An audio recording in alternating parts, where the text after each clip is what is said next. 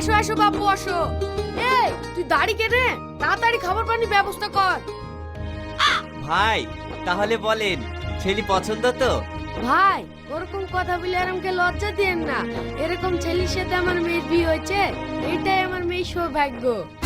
না না কাকা, আপনার মেয়ের সৌভাগ্য না, আপনার মেয়ের দুর্ভাগ্য। ও বড় লোক না, ও হলো একটা মস্ত বড় চিটার। আপনার মেয়েকে ছক করে বিয়ে করতে এসেছে। এই রীতি, তুই এসব কি বলছিস? তুই একে চিনিস? এ কে? এ হলো পিজিটি কোম্পানির মালিক। না আব্বা, তোমার ভুল হচ্ছে।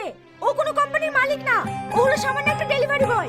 খবরদার, না জেনে না শুনে কারো সম্বন্ধে একটা উল্টোপাল্টা কথা বলবি নি। তুই জানিস এর আন্ডারে হাজার হাজার লোক কাজ করে, এমনকি আমিও কাজ করি। আঙ্কেল, আমিও নিজের চোখে দেখেছি এ ডেলিভারি বয়। হ্যাঁ, তোমরা ঠিকই দেখেছো, কিন্তু কেন যাজ ও ডেলিভারি বয় সেটাই শোনো। ম্যানেজার, এটা আমার ছেলে, আজই বিদেশ থেকে বাড়ি এসেছে। ভালো আছে বাবু? হ্যাঁ ভালো আছি, আপনি ভালো আছেন? হ্যাঁ ভালো আছি। ম্যানেজার, আজ থেকে আমার কোম্পানির দায়িত্ব সব আমার ছেলের উপরেই দিতে চাই, কিন্তু তার আগে আমার ছেলের কাছ থেকে একটা পরীক্ষা নিতে চাই। কি পরীক্ষা আব্বা?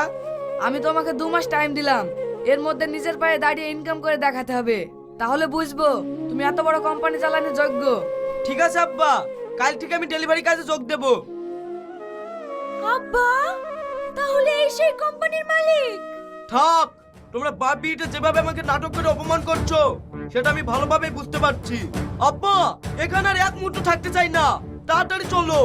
আর হ্যাঁ, আরেকটা কথা, আপনাদের দুজনকে যেন আমার কোম্পানিটা না দেখতে পাই।